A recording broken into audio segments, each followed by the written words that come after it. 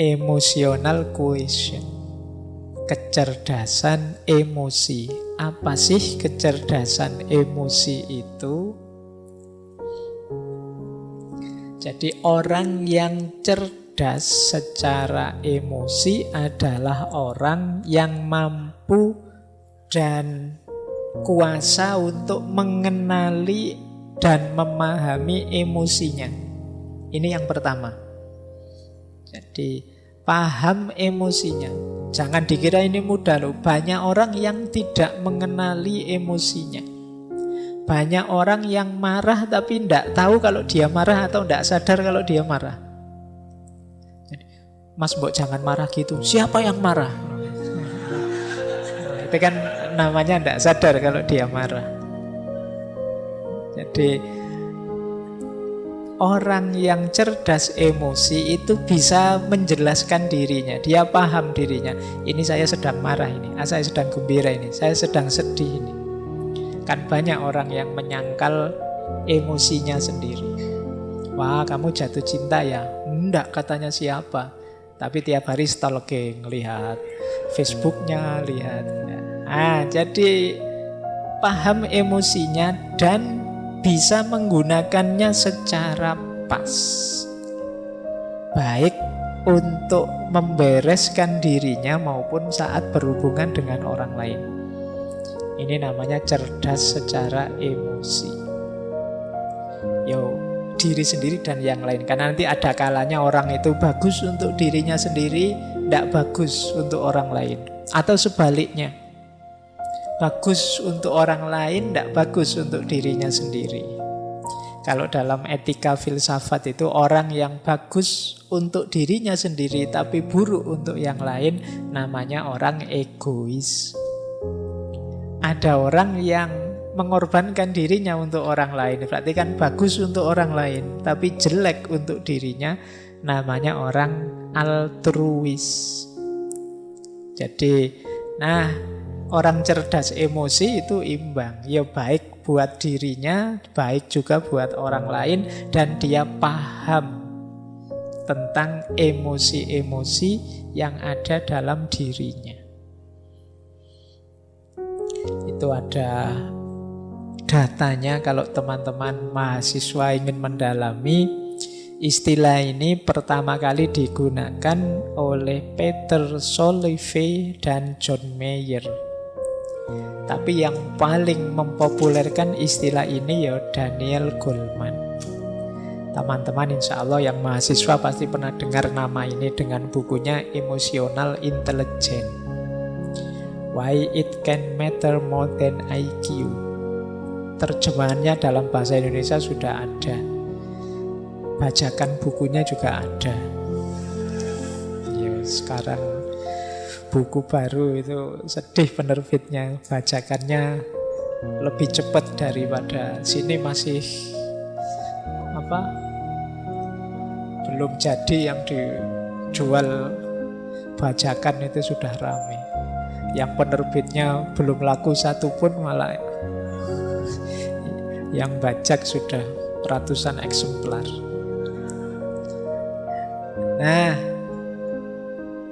Tempatnya di mana kecerdasan emosi kalau pakai teori neuroscience posisi otak? Otak kita itu kan ada 3 bagian. Ada bagian luar, ada bagian dalam, ada bagian bawah. Bagian paling luar itu namanya neokorteks. Di situ tempatnya mikir, merenung, refleksi. Jadi IQ, reason, itu ada di neokorteks. Nanti bagian dalam ada limbic system. Di situ emosi-emosi. Ada yang paling bawah namanya reptilian complex atau akal reptil. Kalau ini insting. Insting untuk bertahan hidup, insting untuk mencari selamat, insting untuk berketurunan, dan lain sebagainya. Itu yang paling bawah, mungkin daerah dekat leher sini.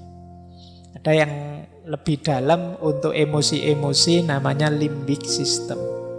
Yang paling luas, paling besar itu neokorteks. Nah, kecerdasan emosi itu ya ketika aspek reason ketemu dengan aspek emosi. Jadi kecerdasan emosional itu mudahnya bagaimana kita mengelola emosi kita secara rasional. Jadi dia adalah persilangan antara reason dan emotion. Jadi berarti ya reasonnya juga dipakai dalam rangka mengendalikan emosi. Makanya ada yang bilang kecerdasan emosi itu dari subconscious menuju conscious, dari bawah sadar menuju sadar. Jadi emosi bawah sadar itu kan emosi yang otomatis keluar dari diri kita. Ini kalau tidak dikendalikan oleh reason, oleh unsur neokortek tadi, ya kadang-kadang meleset tadi. Seperti Genghis Khan tadi, dia karena tidak mikir dulu ini kenapa sih elang ini yang biasanya patuh, biasanya jadi pembantu kok malah ngerusak, ada unsur apa. Yang dia mendahulukan subconsciousnya, dorongan dalam diri, dorongan kemarahannya, ya akhirnya menemukan kemalangan karena dia tidak berpikir panjang. Jadi kecerdasan emosi itu bagaimana dorongan bawah sadar kita kendalikan secara sadar. Emosi-emosi yang muncul dalam diri kita kelola secara pas, secara sadar. Inilah kecerdasan emosi. Ini untuk yang ini silahkan nanti yang ingin belajar neuroscience tentang konstruksi akal kita. Baik, saya lanjutkan. Tidak berlama-lama di situ nanti teman-teman puyeng. Kita masuk ke sini ya. Bedanya apa sih IQ sama AQ? Kalau teman-teman tes-tes di mana-mana kan biasanya ada TPA, itu kan kebanyakan menguji IQ kita. Kalau IQ ya titik beratnya pada logika, analisis, dan relatif permanen. Jadi tingkat kecerdasan kalau aspek IQ ini relatif, makanya ketika diukur bisa IQ-nya sekian, IQ-nya sekian, itu bisa karena relatif permanen.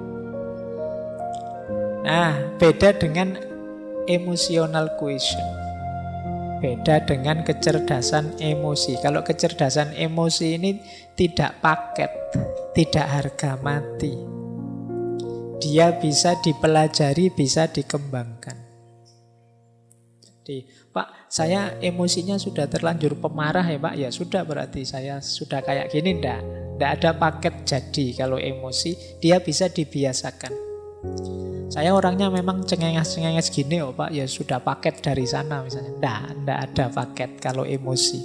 Kalian bisa jadi orang pemarah, bisa jadi orang penyabar kalau mau. Ya kalau tidak mau ya terkecuali. Tapi kalau mau pasti bisa. Pak, saya itu tidak telaten yang gitu-gitu. Kalau mau pasti bisa. Telaten itu bisa dilatih.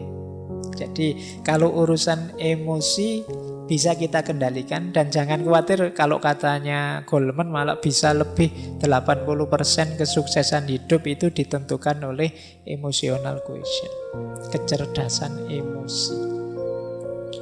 IQ hanya sekitar 4%. Nah, jadi ini bedanya IQ dan AQ. Emosi dianggap jauh lebih penting, meskipun di situ saya tulis 40%. Karena dari banyak buku itu macam-macam. Yang sangat senang yang menyebutnya 80 ke atas, tapi ada yang 40, ada yang 60, ya kita ambil 40 lah ya. Tapi itu kan sudah besar.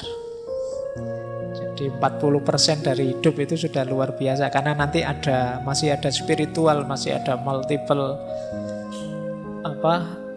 quotient yang itu membuat 40 itu sudah sangat besar. Belum nanti minggu depan kita ketemu spiritual. Jadi emosi penting dibandingkan kadar kepintaran kita. Ya seperti tadi ada anak yang pinternya luar biasa tapi hidupnya terbalik dalam satu seketika ketika salah mengambil keputusan dipengaruhi oleh emosi. Kadang-kadang kan kita waktu terpengaruh emosi melakukan sesuatu dan kita sesali selamanya. Kenapa emosi ini penting? Nah, ini asumsi-asumsinya. Jadi asumsi itu dasar berpikirnya. Kenapa kok terus ada kecerdasan emosi? Yang pertama, dalam hidup ini sebenarnya emosi itu lebih mewarnai kita.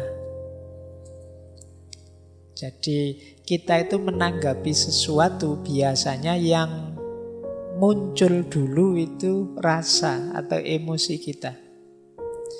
Mungkin ada teman-teman atau bapak ibu yang belum pernah ke sini itu. Begitu masuk ke sini itu kan yang keluar dulu kan emosinya. Mungkin seneng, mungkin kaget, mungkin macam-macam. Itu kan emosinya dulu. Baru setelah itu pikiran bermain.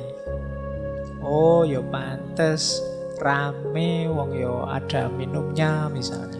Nah, itu pikiran belakangan, tapi kesan awalnya itu yang maju emosinya dulu. Jadi orang itu lebih banyak disituasikan oleh emosinya, bukan oleh pikirannya.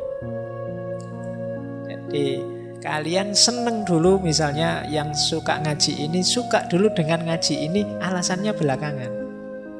Alasan itu kan dicari-cari nanti, wah enak ngaji ini, santai, wah enak ngaji ini. Itu sebenarnya alasan belakangan. Padune wis seneng duluan. Kalau kalian ndak seneng, dicari-cari juga alasannya untuk ndak seneng. Iki ngaji capopo, ndak ono Qur'ane, ndak ono ini dicari. Nah, itu belakangan juga. Yang lebih dulu apa? Ndak senengnya dulu. Yang setuju filsafat sama anti filsafat itu mesti suka dulu dan atau tidak suka dulu baru cari argumen. Nah, itu manusia. Jadi manusia itu lebih disituasikan oleh perasaan dan emosinya. Baru kemudian pikiran masuk. Meskipun tidak harga mati seperti saya bilang tadi. Bisa saja nanti setelah mikir dalam, wah keliru saya kalau seneng. Harusnya saya kritis ini. Nah, ini belakangan tapi bisa diubah. Nah, jadi itu asumsi pertama. Manusia itu disituasikan oleh emosi dan perasaannya. Baru kemudian pikiran merespon yang kedua. Pikiran itu kalau sudah merespon, biasanya terus dia menyimpulkan, kalau sudah begitu muncul tindakan.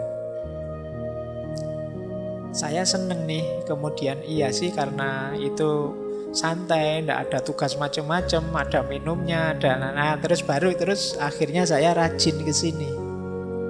Jadi dari emosi masuk ke pikiran, kemudian muncul perilaku dan tindakan. Jadi kalau di situ saya tulis behavior, perilaku itu kan kalau terus-terusan jadi kebiasaan. Dan itulah nanti yang membentuk performan kita, profil kita.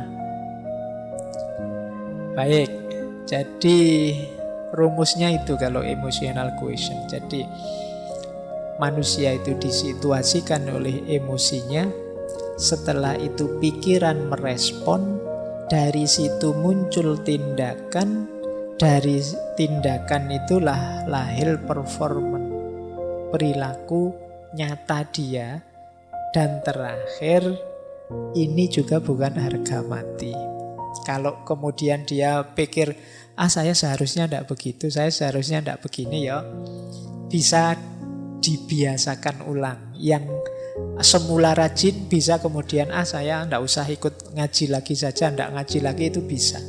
Tidak ada harga mati kalau manusia, dimensi batinnya. Baik, jadi ini asumsi-asumsinya.